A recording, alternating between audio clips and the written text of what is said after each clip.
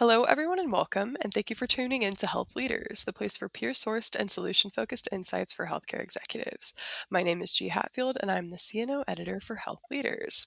Today, we are speaking with Jeff Alvarez, who is the Vice President of Patient Care Services and Chief Nursing Officer at UPMC Washington and UPMC Greene, about his career and his thoughts about trends in the nursing industry. So, hi, Jeff, how are you?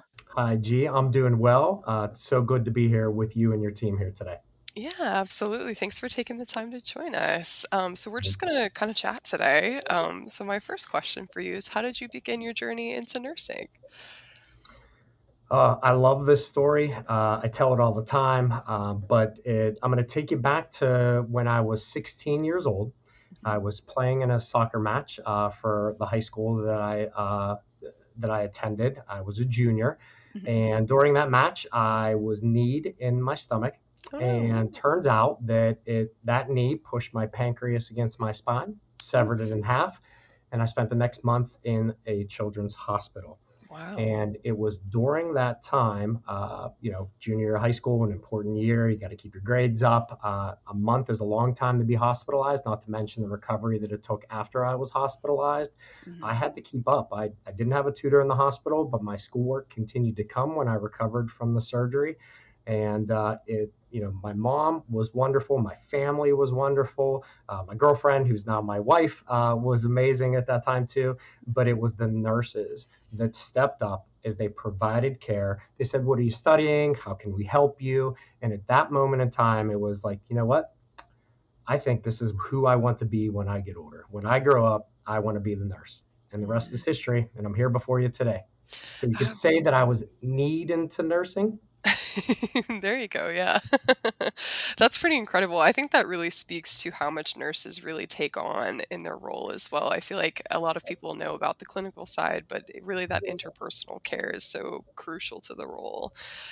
So that's pretty incredible. So who've been some of your biggest career influences? Oh, gee, I have so many, but I have to start. I've already mentioned my mom and what a support she was, and how she stood by me at that bedside in the hospital for an Mhm. entire month. Between her, my father's an auto worker by background, and he instilled such hard work into me that Mhm. that's just a staple that I carry with me. But on a professional level, our chief nurse executive at UPMC, Mary Beth McLaughlin, Mhm. she has such a common sense approach that if it doesn't fit, she's just going to say it. That doesn't fit. And then we Mhm. continue to work on it. I really appreciate that. That has influenced me a ton. One of my past CNOs that I worked for, Dr. Dondra Jones, she would always support me, but always help me see nursing through a different set of lenses. Mhm. Don't forget about this group. Did you think about this group? That's really built some leadership into me. And Mhm. then finally, my previous hospital president, because he really challenged me. He never allowed me to settle for, we can't do that. So no Mhm. matter what it was, he would continuously push me. It's like, are you sure? Why don't you go take a look at that again? And most of the time it turned out, he was probably right. Yeah, absolutely. It's always good to have those people who can keep you accountable to those things. Yeah. So, what was your best mistake and what did you learn from it? That's such a good question. I love this question. Mm. I took you back to my high school career and how I became a nurse. Now I'm going to take you back a bit to the very start of my nursing career. I Mhm. was working in an ICU setting and I was still in my orientation period. I Mhm. was doing well, so I was pretty confident. My preceptor at the time asked me if I was ready to remove a large bore catheter without her being present. And Mhm. of course, I said, "Yep, no problem." Because in the back of my mind, we've already done a few, and I felt, again, pretty confident. Mhm. It turns out that when I removed that catheter, it also removed the introducer, leaving the patient with zero IV access. Ooh. So when my preceptor came into the room, she noticed what had happened. She brought another nurse in to support the patient. That new nurse placed the new IVs, and that the patient could continue to receive the care and the infusions that they needed.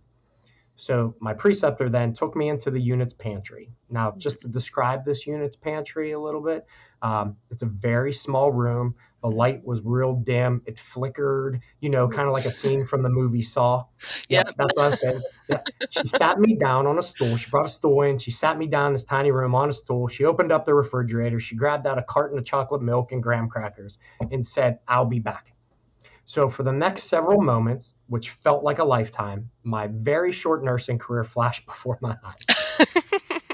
I quickly pondered, what I would do for a living, as I was convinced that my nursing career was over. Mhm. My preceptor came back into the room, told me what I did, and told me that the patient was fine. Mhm. She then asked me a question that I would continue to carry with me to this day. She said, "Do you want to be a nurse, or do you want to be a good nurse?"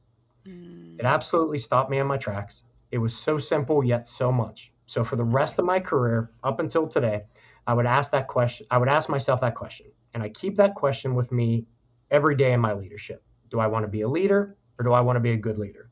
Yeah. So no matter the experience of the nurses that I lead or the nurse leaders that I lead, I can use that question to help drive any conversation and any initiative.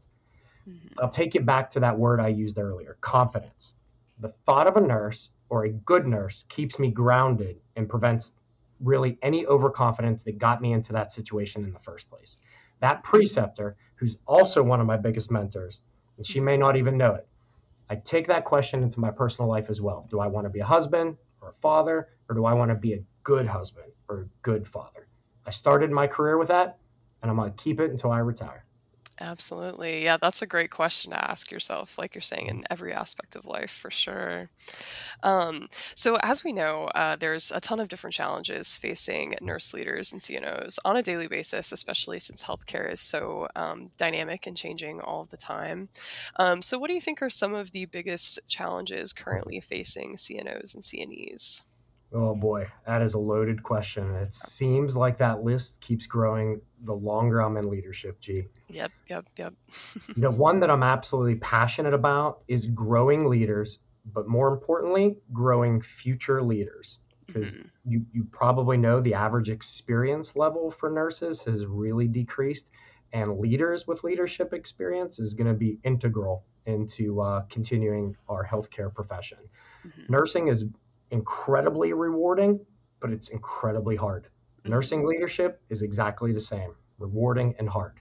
So, how do we continue to steer nurses into leadership? And then once we have them, how do we make them good leaders? If you mhm, look at nursing surveys on engagement, many of the opportunities are around their direct leaders. It's mhm, truly lifelong learning for every nurse leader. But moving nurses into nurse leaders brings up an additional challenge that is very good, but also very hard. mhm, Keeping up with the challenges that nursing flexibility creates throughout our profession is another one. One of the best aspects of nursing is the flexibility. From mhm, hospitals to home care to insurance companies to shift work to working from home. When you add in the advanced practice nursing, such as educators, nurse practitioners, and nurse anesthetists, for example, mhm, it seems like when you look for experience at the bedside and longevity, we make it hard to meet that goal. But again, that's a challenge, but it's a good one to have. mhm. Absolutely. And I like that you brought up, new nurses and how the experience level has dropped in the industry. And a lot of that is because of Gen Z turnover. As we know, Gen Z has a lot of new expectations. I'm a member of Gen Z myself, so I relate to it. So, what are your thoughts on strategies for recruiting new generations of nurses and also retaining the seasoned generation of nurses who are maybe retiring or getting ready to leave? Yeah, that is the question, right? So, Mhm. if I had the perfect answer to it, I think I might be retired at this point, right? Yep, yep. But we have to move. We have to get nursing out there. We have to get the thought of nursing as a profession out there. We definitely have to move past high school, and we have to Mhm, start lay the groundwork of healthcare and nursing at the junior high, middle school level. We mhm, have to start laying that foundation early. So what that means is you have to partner with local academic. So in addition to that, we have to partner with local academic collegiate partners too, while we mhm, grow the number of students that come into our organization. And in my case, specifically our hospitals. Hmm. You got to go out, you have to meet the deans, you have to introduce yourself to the directors of nursing to these programs. And above all, I think you have to describe with pride and with passion what we offer their graduates, because that does make an impression. So that's, I think, how the best steps we can take to get them into the door. But then once you have them into the door, how do we retain them? So I kind of lean on three basic elements, three key elements that I think helps with retention. Hmm. Number one, we talked about leaders, and I'm going to Hmm. continue to talk about leaders, is that leaders developing professional and appropriate personal connections with their nursing team really matters. You've asked me a few questions and I've dug into my personal life already. I think Hmm. that's key when you develop relationships with the nurses that are working with us. Hmm. That's number one. Number two, is that leaders have to be present in a 24-hour setting. Now, I'm not saying that nurse leaders need to be present 24 hours. What I'm Hmm. saying is that leaders need to be present in a 24-hour setting. Now, that one's not easy, but I do believe that it's necessary. So hospitals don't close, as we all know, and many nurses work that wonderful straight night shift. I did it myself as well. We Hmm. have to meet them on their turf. We have to get in front of them on their timetable. The key here is to support, but not enable. Because if you enable, then you are evaluated by how much work you do for them and not necessarily how you lead them. So that's number two.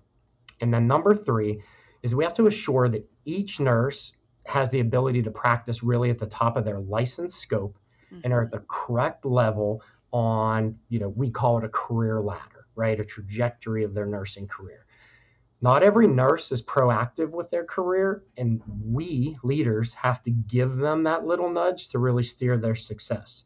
Hmm. While we support that growth, while that support may be outside of the department, right, which leads me to that challenge that I talked to you about. But if we Hmm. keep them in the hospital, we keep them in the organization, it really means something to them, and that's how I think we can really retain our current team.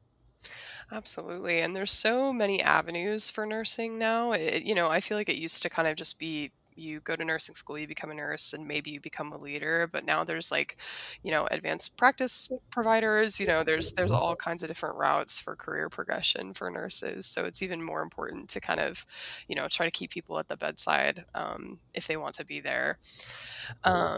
Yeah. So, how do you think CNOs can really incorporate DEI principles into Mm. recruiting strategies? Because something, especially with Gen Z nurses, something that really matters nowadays is inclusivity and making sure people feel safe at work. So, what are your thoughts on that?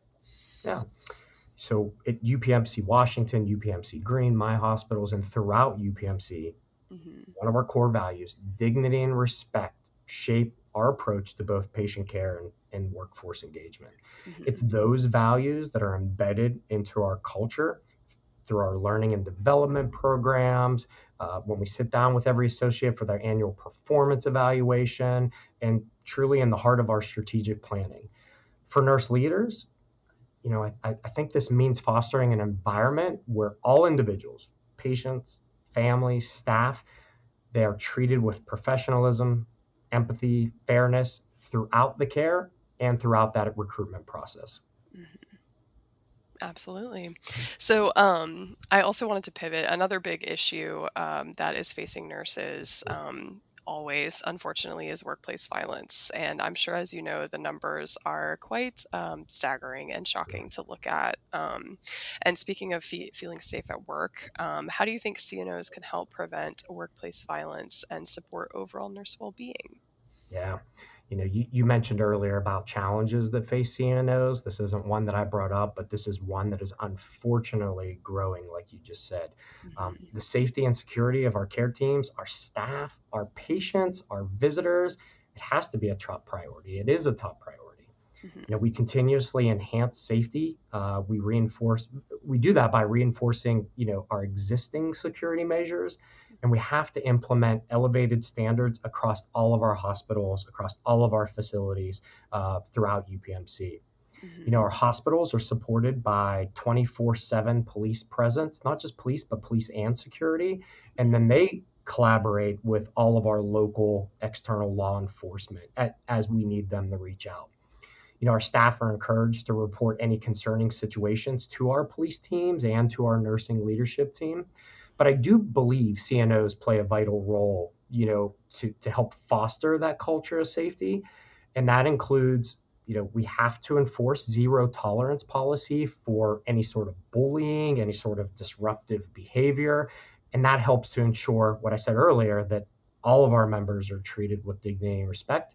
Yep. We have to provide them regular training on de-escalation techniques, Hmm. conflict resolution, and any workplace safety protocols that exist out there to help with any of those challenging situations.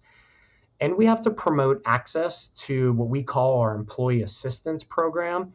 Hmm. That's a program out there that we offer as a benefit to all of our staff, which offers confidential support for emotional, mental, personal challenges that may be affecting their overall well-being, but especially after any workplace violence event actually occurs. Hmm. So you lead with empathy and accountability and proactive communication, and that allows us as CNOs to really help create that work environment to where our nurses, our staff feel supported. Absolutely. And I think those are good principles to carry out in all kinds of challenges in nursing leadership, not just workplace violence. Yeah, so a lot of these issues that we've spoken about today all get incorporated with technology. And we all know AI is the big new thing. So I wanted to ask, what are your thoughts on AI and how do you think it's going to impact the nursing industry? Yeah, I mean AI, I dig it. I have Yeah. apps on my phone. I'm a fan. I'm a Yeah. fan. Gee, I'll tell you, there's you can use AI for a lot of things out there. I'll tell you, the last time I used AI was last night. I try to get ready for the workday, at night into the evening, so I don't bother my family and disrupt them because I'm usually up earlier than that. So Hmm. last night, I picked my suit, I picked the shirt. I asked AI, I said, what's a good color tie to wear with this suit and shirt? And it put it all together. And I'll tell you what it said. It said, you have a sharp look coming together. So I'm a fan of AI in healthcare as well as anything personally too. Hmm. So I definitely dig it. But G, when it relates to, I'm going to take you back in time when, nursing and healthcare professionals, we moved away from Hmm. paper and pen documentation. That's how I started my nursing career. When the electronic health record came to be and we moved away from that type of charting, I find that it actually slowed down healthcare providers. This was very different than from what the rest of society really, found in, the electronic means of the world, where it improved efficiency. I think in healthcare, it really slowed us down. But Hmm. now AI, on the other hand, I think it has incredibly strong potential to support nursing in a very positive way. Hmm. So, one example is, from a nurse verbalizing their assessment directly into the electronic health record while actively assessing the patient. Just imagine the efficiency, not just the efficiency, but the nurse satisfaction that can come with that. Oh my Hmm. goodness, time back into a nurse's day. Like there's no dollar amount that can compete with that, right? Yeah. And then on the other side of things, to improve communication in real time across, the entire landscape of providers. And the example that I have here is that, let's just say, you went to your PCP or primary care physician a year ago, but since that time, you've been to the emergency department, you were maybe hospitalized once since that last visit. AI can create a brief summary for that primary care physician, putting it all together, which Hmm. includes, an accurate and current medication list, which I know sometimes is such a challenge out there. Hmm. Absolutely, yeah, and I think there's definitely things that will have to be tweaked, obviously, and right now it's not quite good enough to be used without human eyes on it and making sure everything's set. But I definitely think it's very exciting. Yeah, Um, agreed. yeah. So a lot of these issues too are currently kind of up for debate in the current political landscape that exists outside of healthcare, but still affects healthcare. So how do you think CNOs can get involved in the legislative process to advocate for nursing? It They can get involved, they should get involved, and it's something that has to be important to us. So, at UPMC, We work very closely with our government relations partners because they're the experts and really coordinating with our local elected officials. We Mhm. work with them to ensure that our local legislators are informed on all angles on proposed bills or legislation that can be out there. Because let's be frank, it's not always a current topic. It's not always something that our nursing team is always aware of, and definitely not something that our leadership team is always aware of. So Mhm. every community though is unique, and as providers of healthcare delivery and often the largest employer in the area, which we are Mhm. as UPMC, it's important for us to share our voice on how we can improve the healthcare of our population and the overall well-being of our communities. Mhm. As nurses, we are advocates for our patients, first and Mhm. foremost. Yeah. That includes at the point of care, and it has to move into that legislative landscape too. Mhm. Absolutely. So I want to pivot back to you personally for a moment. What are you most proud of? Mm. Oh boy. Yeah. One of the things that I'm most proud of in my life is truly the relationships that I've built. I pride my leadership on, relationship development, whether that's, me being a father, a husband, a mentor, and a friend. Those roles truly shape me and who I am, and that no Mhm. title or achievement ever could. But I've learned that connection is the most powerful currency that we really have, and I try to invest in that every day. Whether it's through deep conversations or really lighthearted moments. I use humor as a bridge. Some like Mhm. that, some don't like that. But I do. It's my way of bringing joy, easing tension, reminding people that life doesn't always have to be serious, and that we're all human beings here. Mhm. And yes, G, I am that guy who can't resist a dad joke. So for you, here you go. I was in the emergency department the other day, and a patient came in, and Mhm. he said he was bitten by a wolf, and the Oh. nurse said, "Where?" And the patient said, "No, just a regular one." That's pretty good. That werewolf. Yeah. So, but it's those moments of laughter, of support, that shared experience that I have to carry with me and I cherish the most. Yeah, absolutely. Yeah. Well, as a fan of the dad joke as well, I respect it. I got a lot, most cringe, by including my wife. But I think I've developed that reputation, so I'm going to embrace it and I'm going to carry it with me. Gotcha. Yeah. So my last question for you is, do you have any advice for other CNOs? Uh, I guess I do. I don't know if I've ever been asked that question before, but gee, I'm a big fan. I don't know if you are. I'm a big fan of the television show Ted Lasso. Are you familiar with Ted Lasso on Yes. Apple Yeah. TV? Yep. All right. So in season one, it's a classic episode. There's an episode where Ted's playing darts with the owner of the club or the previous owner of the club, and that previous owner, who's his opponent playing darts, really underestimates him and his Mhm. ability. And Ted just pulls out this quote from Walt Whitman and says, "Be curious, not judgmental." And if I can offer one piece of advice for, chief nursing officers, chief nurse executives, it would be to be curious, not judgmental. You have to listen, you have Mhm. to be patient, and then you have to act, because in that order, I think you have to do it in that order, Mhm. but not too far apart, because that listening, I think, builds trust. That a patient allows for understanding, because I think sometimes I have all the answers, but I really don't, and I need Yeah. that patience to help with that. And then action shows commitment, because I think the worst thing that sometimes leaders can give is a slow no. And I think we have to be Mhm. transparent and honest sometimes in our leadership. But the magic really happens when all three are practiced with that intention and urgency. And again, we don't have to have all the answers, but we Yeah. can help. Yeah. Absolutely. Well, that is a great note to end on. So thank you so much, Jeff, for your time. I'm really grateful to have had this opportunity to get to know you a little bit and hear your insights. And thank you so much to everyone in our audience for listening. Thank you, Jeff. Yeah, G, thank you so much. It's been an honor, and good luck to you, and good luck to everybody out there. Thanks again. Of course. Thank you.